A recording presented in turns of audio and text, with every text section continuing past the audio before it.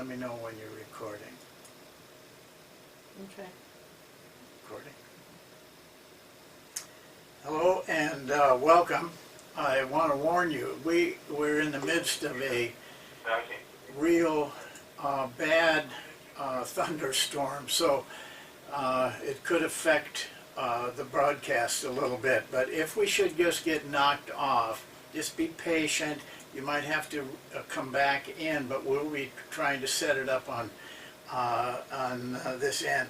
And remember to mute your microphone so we don't pick up any background noise, and also we don't get any feedback.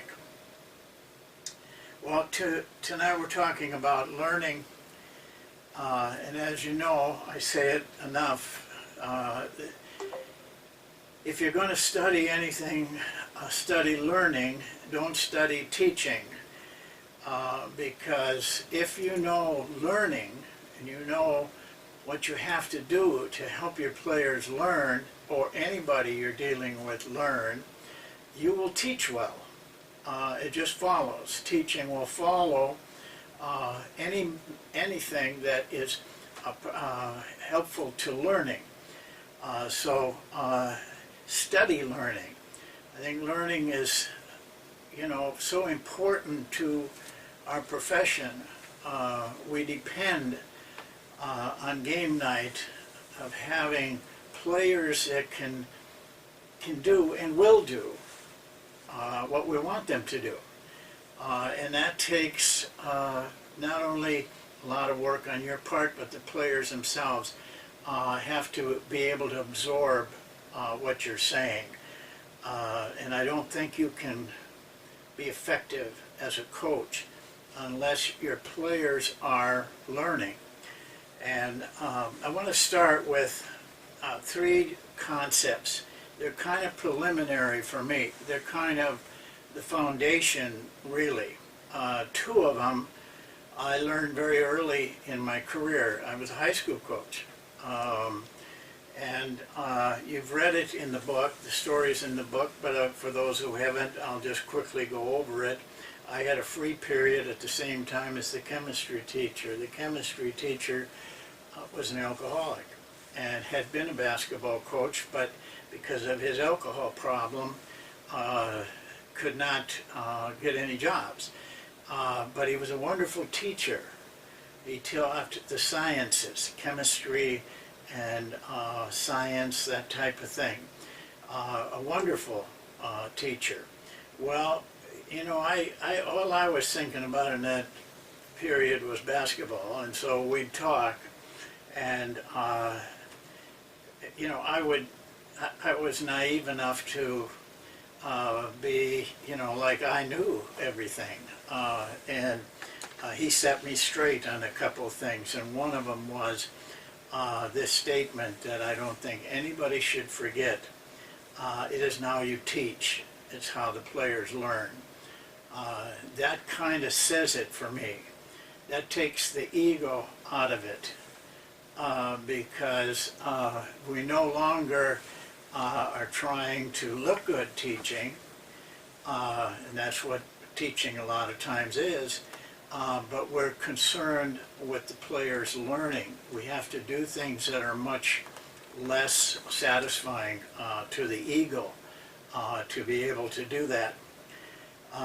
The second thing he taught me one day when I really thought I had everything figured out, I told him I wanted smart players. And he just looked at me and I said, so I'm looking for A and B students types. And he made this statement: basketball players play with their spinal cord, not with their brain. That is not an exact accurate. But the concept that he was telling me, as I learned years afterwards, is players play instinctively. If you aren't able to play instinctively, then things are too slow. Nothing destroys a player as they move up faster than not having instincts or not playing with instincts. I did not really come to grips with that for maybe 4 or 5 years. But then my next problem was, how do you get players to do that? Now, most coaches don't even think about that. They just think if you got it, you got it. I have come to believe, and I think I'm right, at least I'm right for myself, that you can teach instinctive play and get players to play instinctively if you prepare them correctly for it. Now the third one is actually something I learned not just during the time of Basketball Talk Pro, preparing for a session. I came across this saying by Confucius, which now is for me, is a very big rock, so to speak, in my approach. And you've heard it before, but I'll say it again. Tell me what to do, and I'll forget it. Show me what to do, and I may remember a few things. Involve me, and I will understand. That, to me, that last statement covers everything in learning. Involvement. Don't depend on what they read. Don't even depend on what they see or what they hear. Depend on involving them in the process, and they will understand, and they will learn. And we'll talk about that more, but as we go through these next items, I want you to keep those 3 principles or concepts in mind, because they flavor almost everything that I think about when I'm trying to approach learning for players. And I will tell you this, there isn't any way I can cover this very completely in 45 minutes. But I would say this, and I'm pretty confident of my statement when I say it. You've been going through the videos. We got 81 of them in this course. And my guess is that in at least 60 of them, somewhere in that area, I say something about learning. So if you're studying those videos carefully, it may be just a sentence, it may be how I'm explaining something to players in a video, but I speak all the time about the problem of the players learning and how we can help them. So I think you would find a lot of what we call the hidden secrets, the subtle things, in those videos about learning that I can't cover completely and thoroughly in a session like this. Well, the first question we got to ask ourselves, and you may be surprised at this, that who are you helping learn? Your first reaction is the players. I'm quite sure, but let me offer you something. You also are helping the team to learn, and the team is differently taught or showed than an individual player. When you're talking to the team or demonstrating to the team or having them learn through their involvement, you're dealing with 10 to 12 different minds that see things differently. One player may see it one way, another player may see it another way. So your approach to learning for the team is different, and you have to treat it different. Now, I use 3 things generally in dealing with the team when we're probably showing them something new or trying to confirm things or trying to get better at things. And I use the whiteboard. Some players on the team will respond to that better. Of course, we use demonstration, and some players respond better to that. But sometimes we use film, and some players respond better to that. But most of the things you want to get done with your team, you have to do on the court. I do not hand out things ever. I don't hand out, like, for example, the rules in a rule offense or a rule defense. I do not give players paper because I want them to learn on the court as we're progressing. I want them to learn from listening to me while we're going through these things. If you give them paper, you think as a coach, well, I've done my job now. If you rely only on how you deal with the players, then you're under the pressure to do the best thing you can to help them learn. But the players must listen. Otherwise, they will not be able to understand all the things that we're working with. I tell stories to try to clarify issues or clarify things that we're doing. Don't overdo stories. And each story must have a point to it. We're not there to entertain. The story may be entertaining, but it has to have a point to it. Abraham Lincoln was probably the best at this. He told stories all the time to make his point. And some of them were really boring, and I thought, in all the reading I've done with him, kind of hokey, not really funny. He would laugh, but every story had a point, and it would hit you right in the forehead. Make your stories have a point, but they're very good mechanisms for players learning. I'm going to skip over players for now. That's the second area that you deal with.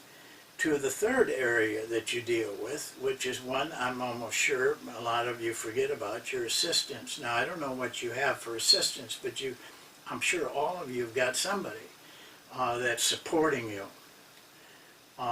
They have to learn too. One of the reasons that I'm so against breaking the team down and sending them all places with another assistant is because you not only cut down the learning of the people that you sent away, but you cut down the learning of the assistants. They need to hear you. So they need to be with you to hear you. When I coach, I do not have many meetings. We don't meet much, just to meet. The players, the coaches, I tell the assistants, you have to learn while the players are learning. So they have the responsibility of listening carefully so that they can respond to players accurately to what I say. Not what they think or somebody else says. And I put that on them. That's their responsibility. They learn it with the players. But there's one other thing we do. We have what I call work meetings. These are not regular meetings where we're talking about problems and everything. We're sitting down, usually, with films. It can be something else. Sometimes we have meetings on player personnel. Sometimes we have meetings on things like profiling players. But these are all work things. But what you have when you do that with your assistants, you bring them in close to you. You know, and you have to listen to them, though. In the course of watching a film, somebody may say, oh, look how far away that guy's playing it off the screener. Well, you have to take that in. And you may even discuss it for a while. That's his chance or their chance to give you insight, to give you information. But it's done in the context of working together. Under any circumstances are decisions made in a meeting. I make the decisions. They give me the information, and it's, you know, it's just a very traditional way we worked. Put it all together, get all the forms done. I go home, I get up early in the morning, and I make the decision. And when I come to practice, they don't know what the decision is any more than the players. But by us having seen the same films, worked together through it all, they have a very good concept of what the team is like if we're preparing for that, what the players are like. So when we come to practice, I simply can say, here's the drills we're going to run, and here's what we're going to do. It takes 2 minutes, and that has worked very, very well with me. Most of my assistants stay with me a long time, and when they leave, they usually go up. And that's the way I want it. They're comfortable with it, and we waste very little time. We are working while we're having our meetings. Now, the fourth place that you have to learn, you have to help learn, is yourself. You have to come up with, well, how do you learn? And you have to keep that in your mind constantly, that you, every day, have to learn something. That's how you grow. If you're not learning, then eventually a lot of people are going to go by you. The players are growing day by day from you, but if you don't grow, pretty soon, you know, they're almost up to you, and you don't have anything else to offer. So what we're talking about here with the team, the assistants, applies to you.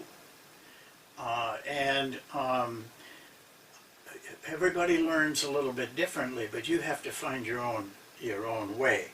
But all of these things, no matter who we're talking about, and yourself included, the principle of involvement, of learning through experience, of learning through experimentation, is as good for you as it is for the players or your assistants or the team. So involve yourself. You know, don't stand back and let somebody else do things for you. Involve yourself. I did those films with those assistants all the time, every time. We were involved together. The team can be like that. Now I want to talk a little bit about the problems. I don't want to go overboard on problems, because you begin to see problems that really aren't there when somebody talks about them. But I think it is important that you remember that when you are dealing with a player or the team, you're dealing with some problems for them to learn. And I'm going to go through what I have found that distracts players in their learning. The very first one is concentration. In my heart, I feel that if players can learn to concentrate, their problems, really concentrate, not just a little bit, but like laser beam concentration, their problems on the court would be so minimal but it isn't happening that way. They are distracted by all kinds of things, and I'm going to talk about a few of those things.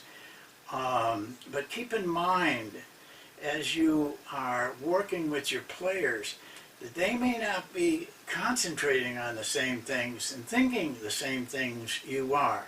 You've got to find ways to get through that. The second one, don't underestimate concentration. You can learn to concentrate. Start with yourself. I've told you how to do it. It's very simple, very simple. Count your breaths. My guess is you can't get to 10 without losing, your mind taking you someplace else. But sit there for 10 minutes a day and do it. It's a great way to understand focus on something that is not exciting. There's nothing exciting about feeling your breath. It takes some real effort, intensity to learn to do that. But it applies to almost any task that you have to do. You have concentration in your effort. Players can learn it also. You can help them learn that.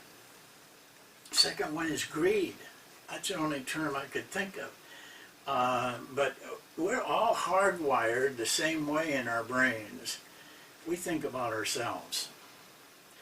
No matter what you think, players are thinking about themselves when you're working with them. You're telling them how to do things. You're showing them demonstrations.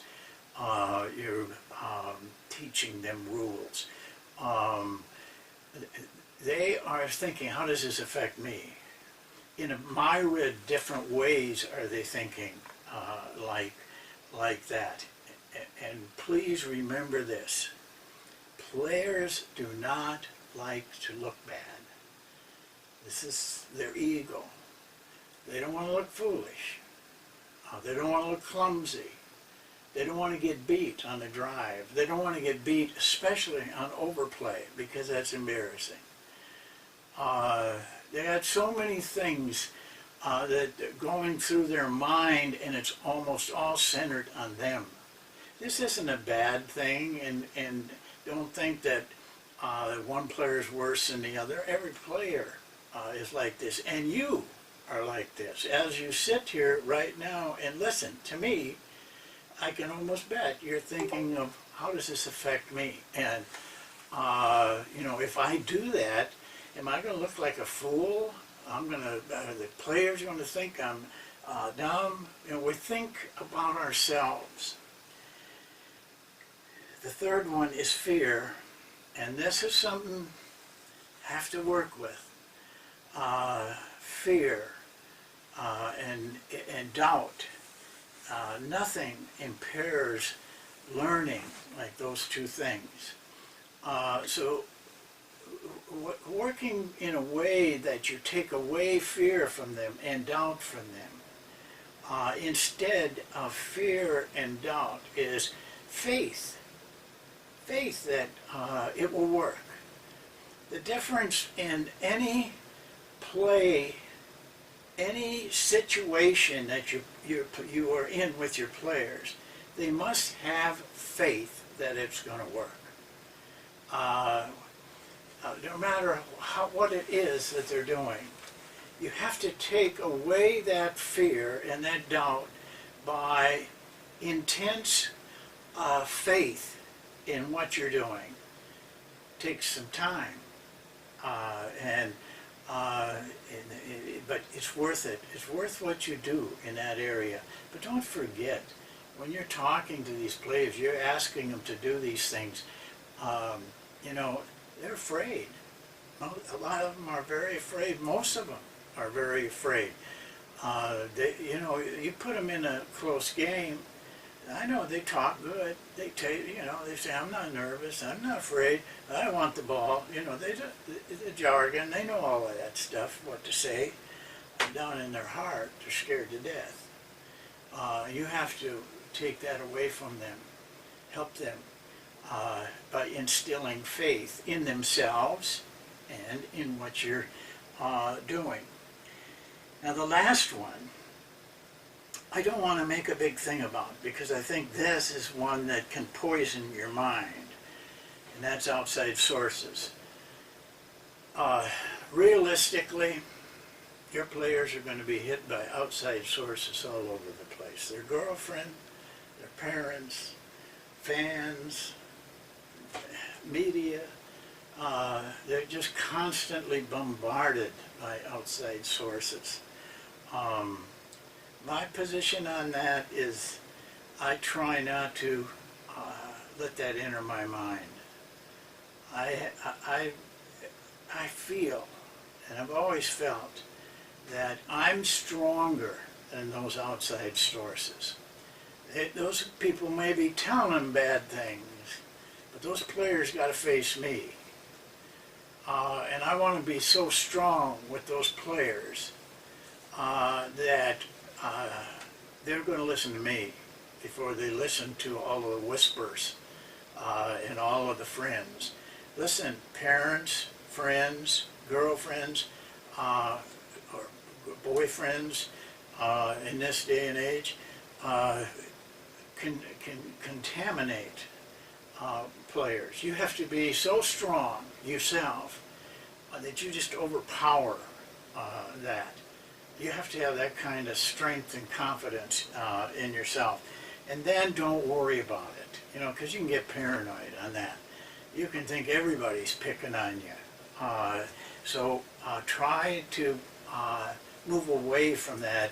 Put it out of your mind the best you can.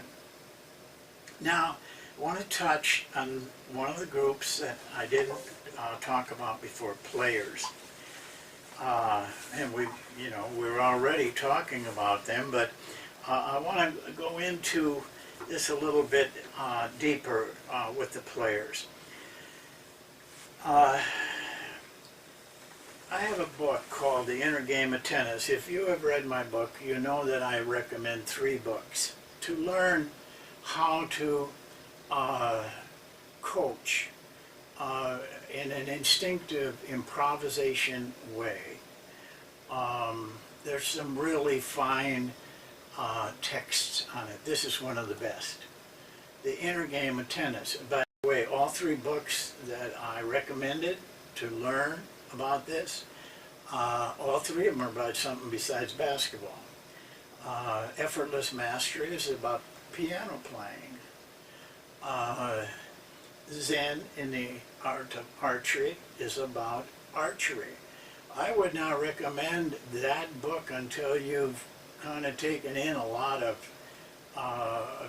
probably this book, because it's a terrific, tremendous book, very short, but it deals with Japanese archery, which is their method of learning Zen, and very deep, very intense. This book was written in 1970 something, and the guy has just learned as he was teaching tennis. He's a tennis pro, this guy, and he developed some really good concepts. I want to read you something, and I know it's hard for you to keep your concentration when somebody reads to you, but this is important to give you an idea of this person's concept. You've got to read the whole book to really get it really learned. But this might give you an example of what I'm talking about when I say learning over teaching. I'm going to start by just paraphrasing the beginning of this situation. This professional tennis coach was going to lunch, and a businessman, a real rich guy with a lot of money, and that's who they teach, came up to him and said, "Could you help me with my backhand?"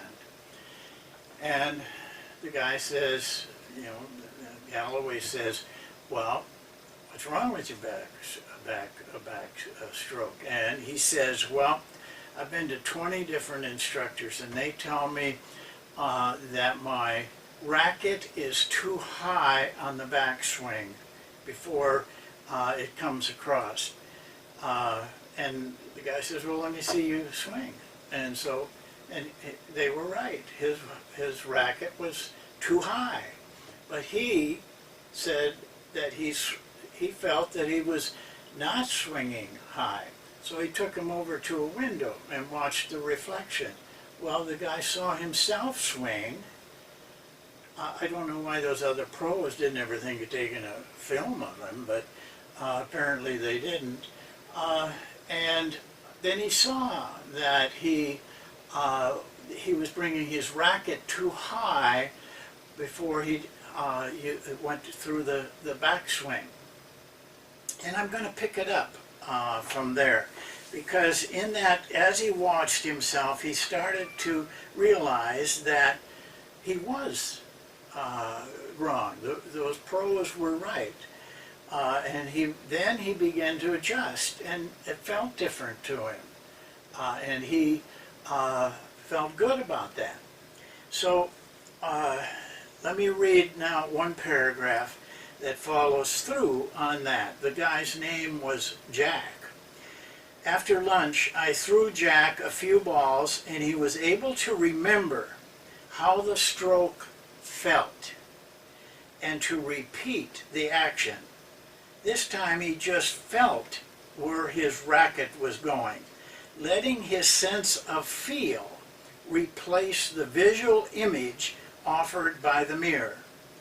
It was a new experience for him.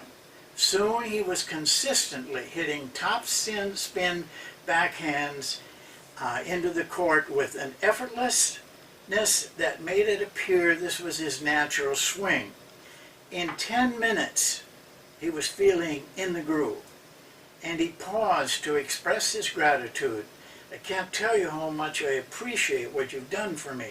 I've learned more in 10 minutes from you than in 20 hours of lessons I've taken on my backhand. I could feel something inside me, this is the author, begin to puff up as I absorbed these good words. At the same time, I didn't know quite how to handle this lavish compliment and found myself hemming and hawing, trying to come up with an appropriately modest reply. Then for a moment, my mind turned off, and I realized, to take note of that, my mind turned off, and I realized that I hadn't given Jack a single instruction on his backhand. But what did I teach you? I asked Jack.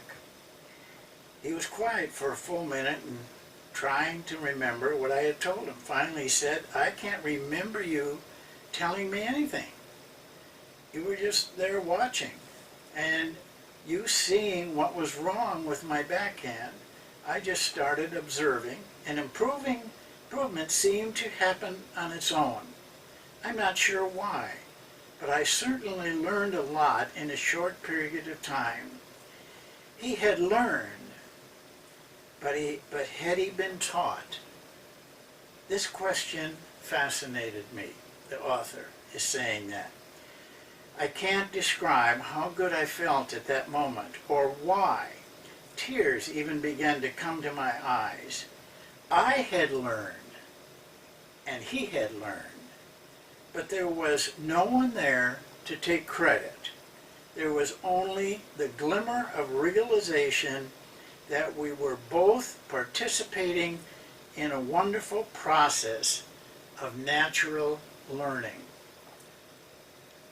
This is what I'm talking about when we talk about learning. This book is all about it. By the way, there's been many books now written with the same concept. Inner game of piano playing, inner game of golf, inner game of wrestling, trying to mimic the same concept of learning.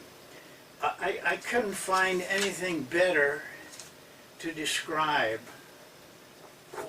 this mysterious thing we're talking about today, learning. And I thought that might help. The book is still available. It's been in print for 40 some years. They keep printing it. The author keeps making money on it. But it's worth the price. You probably buy this book in this kind of a cover for $8, $9. The best $8, $9 you'll ever spend in your coaching career. Well, what happened there is trust. The man, Jack, began to trust his stroke, began to trust how he felt. You hear me talk always about feeling what you're doing, feeling your impulse to do something. I teach, don't read the defense. Everybody teaches, read the defense. I teach, don't read the defense. Feel what is right for you to do, and then do it. Don't question it, don't fear it, don't doubt it. And that's why I say many, many times, you cannot make a mistake if you go by your feelings. In fact, one of the things that kind of drew me and Phil together was that one word. Because he himself had thought in his teaching that there was something wrong with this read the defense thing. When he heard me say, feel that, it just was like a light coming on, and that's how he promised me he was going to always teach that from now on to the players, to show the players. The no mistake rule, the no mistake concept is one that has helped me an awful lot. I could give you many, many examples of the joy of seeing players who play without the worry of making mistakes. It isn't a bad thing for you to remember and think about. But here's the onus you put on yourself. If you say to them, you can't make a mistake, right now you're saying there's going to be no chewing out, getting mad, yelling about how dumb you were or what you did wrong. You can't do that anymore, because you told them he can't make a mistake.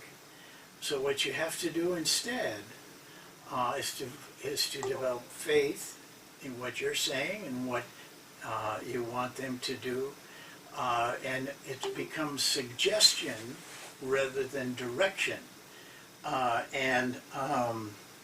That'll take some time for you.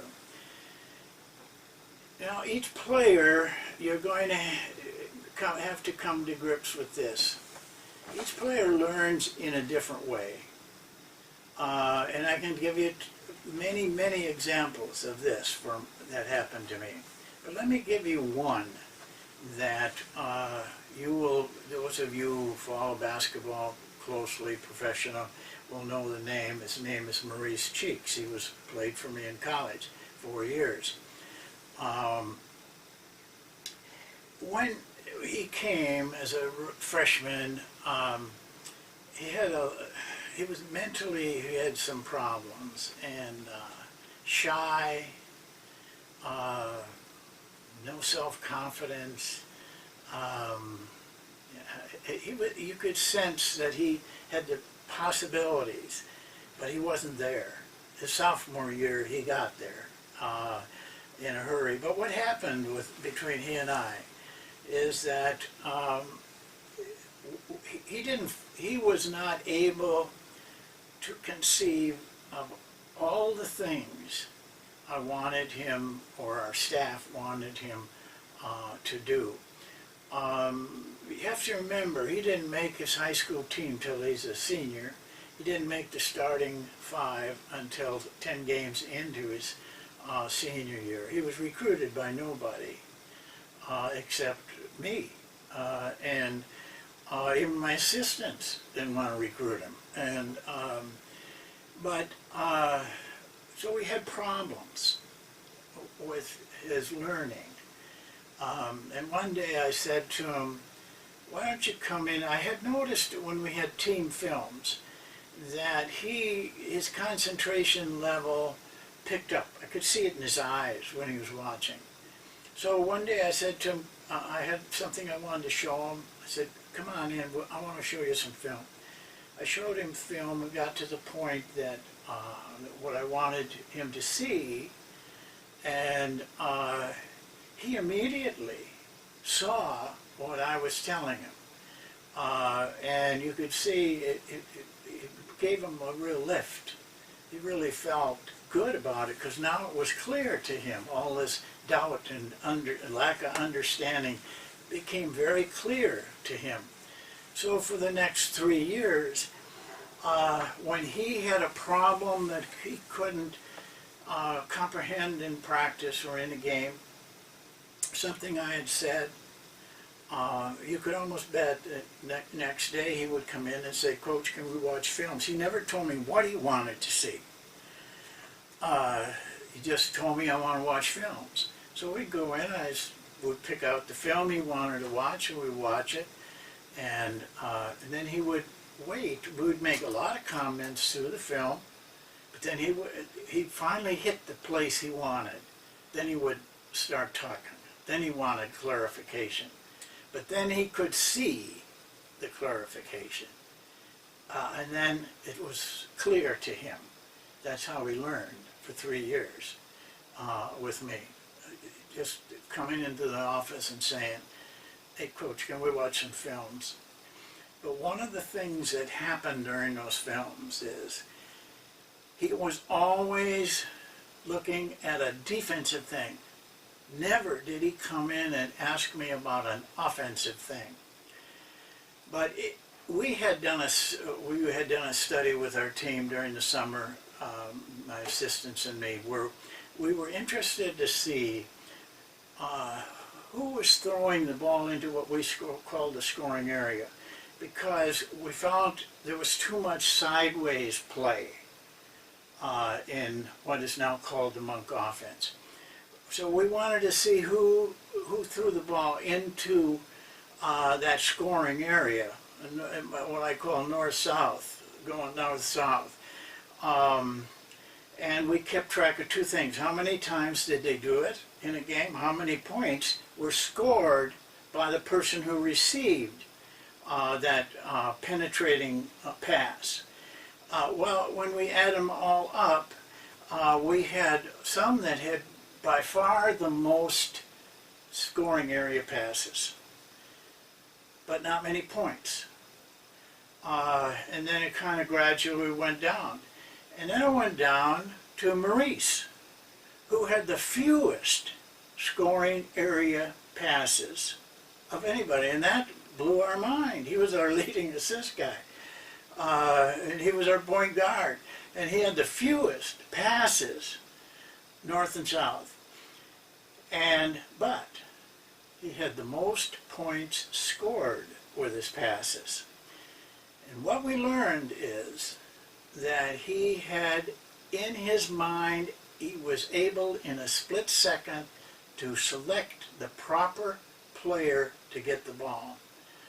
He would turn down some players that were wide open and throw to another player that wasn't nearly as qualified because he knew that that player could score on that kind of play, on that type of cut and pass.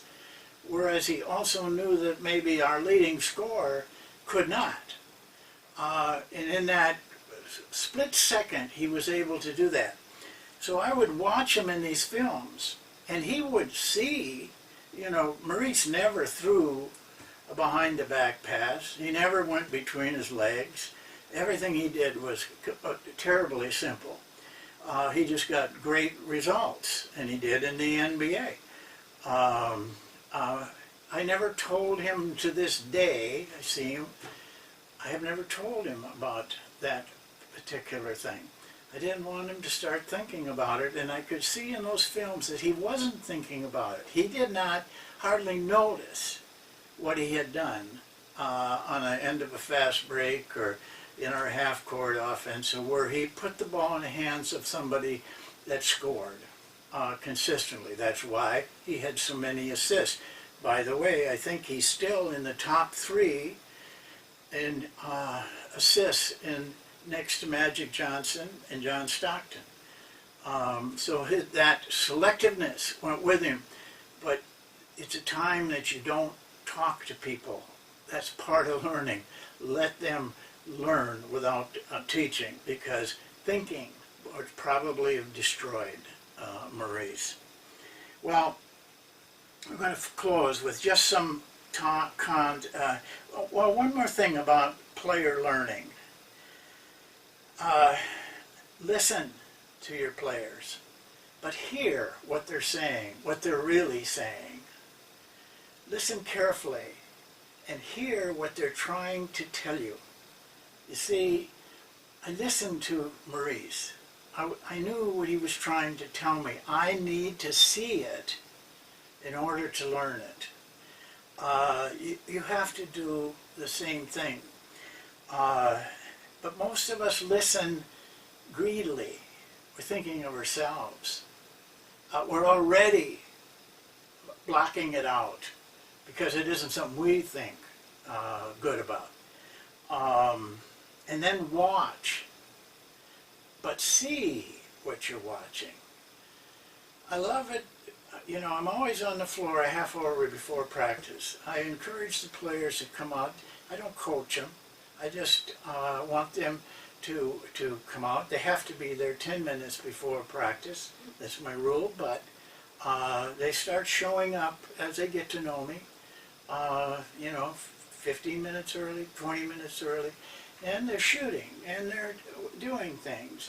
They might be stretching. I don't coach at all. I just watch.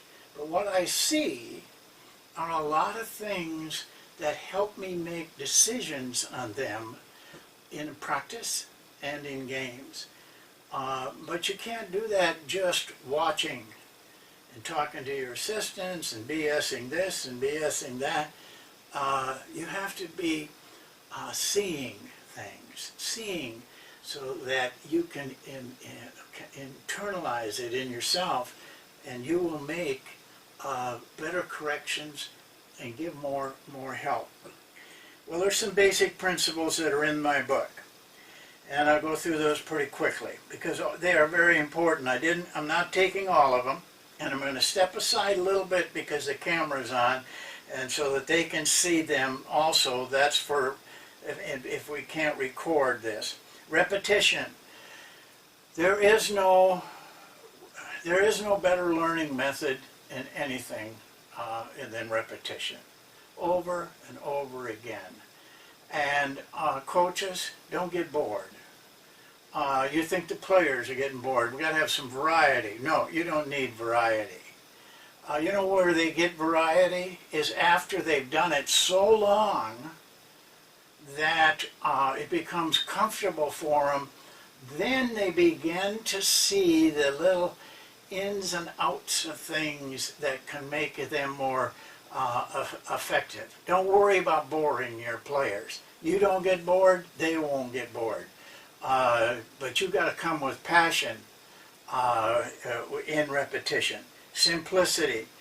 I just did a video on that. I think it's still up there. Don't complicate your drills and your offenses and your defenses. Keep it simple. Simplicity is easier to learn. Complicated things are harder to learn. It's a distraction almost. Keep things very simple by working on one thing with the direct purpose of what you want to accomplish. You are putting your players in the best learning environment, whether you like it or not. You may not like to do that. You may want to get complicated. Coaches like it because it makes them look smart. But for the players, it's a difficult learning situation. Patience, be patient. Progress is what you're looking for.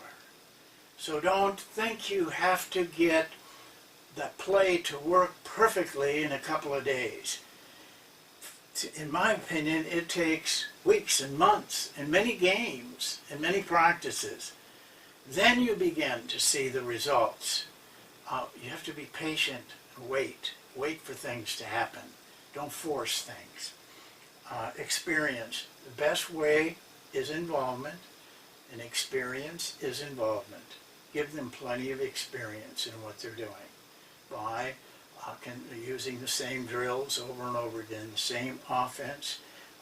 Their experience, they will begin to learn, like the book says, without teaching. They will experiment and learn. Correction, careful with your corrections. Early, learning something, there's a lot of corrections that need to take place. That's fine. That doesn't mean chewing people out. That means pointing things out to them.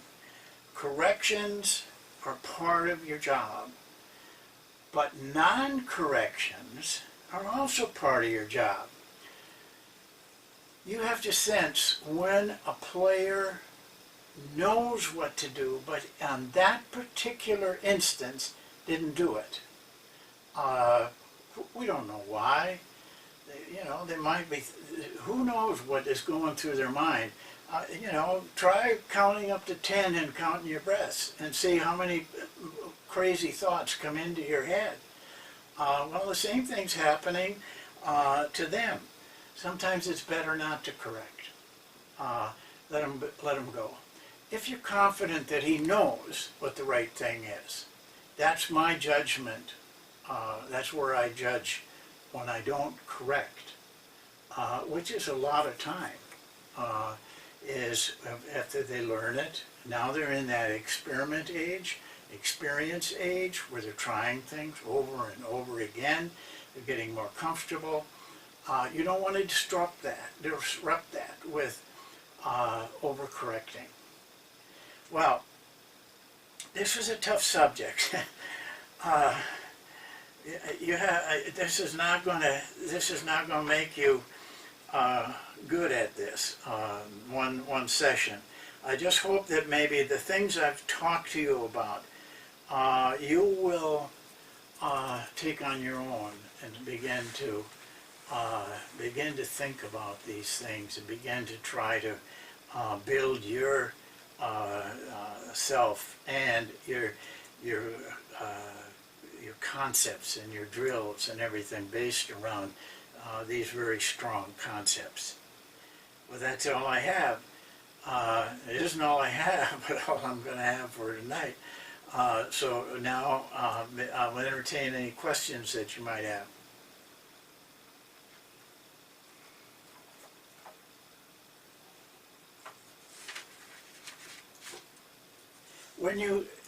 If you have a question, state your name so I know who I'm talking to.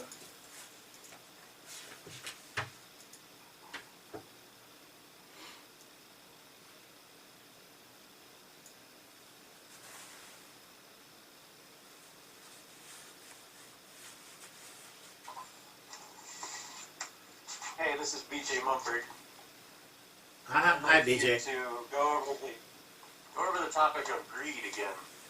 How do you approach getting players to overcome their sense of greed or selfishness?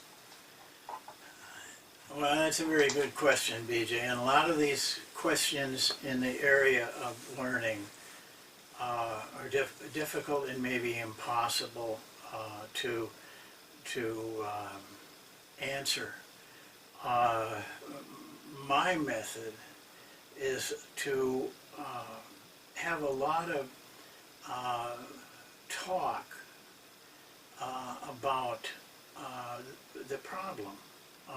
I talk to players pretty honestly about this and tell them, I know you're concerned about yourself, and that's normal. but you have to give up some of that. Number one, for you to learn better, and number two, to help your team.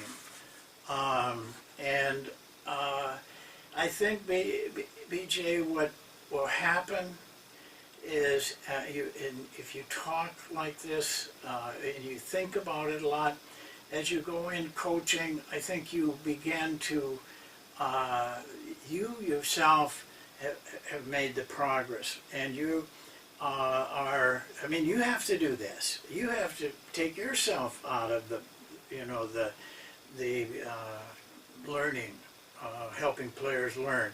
So learning how to do it yourself helps you to help other players do the same thing. But you're never going to, in my opinion, unless you're some kind of magician, you're never going to be able to keep players from thinking about themselves. Just like you're not going to be able to do that with yourself. We all are that way. But you have to modify their behavior, even if it requires discipline. And that sometimes is, a way of doing it. I can think of many players that was the only way. Very strong discipline that to keep them from, that greed. I'll give you an example. I had a player, one of my best players, who fashioned himself as a three-point shooter. He was our power forward. He really was a fine player.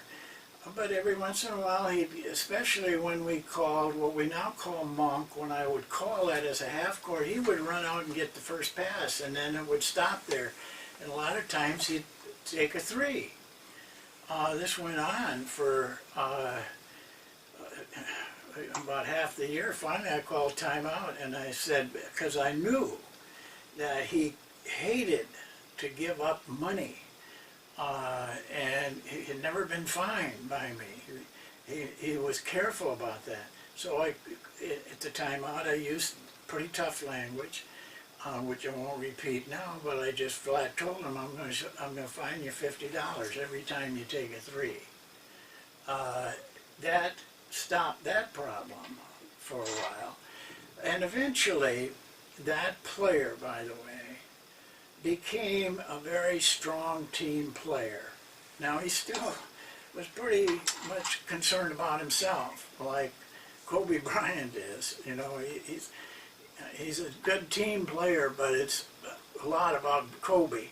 But he kind of started to fit in and realize why he shouldn't do some of these things.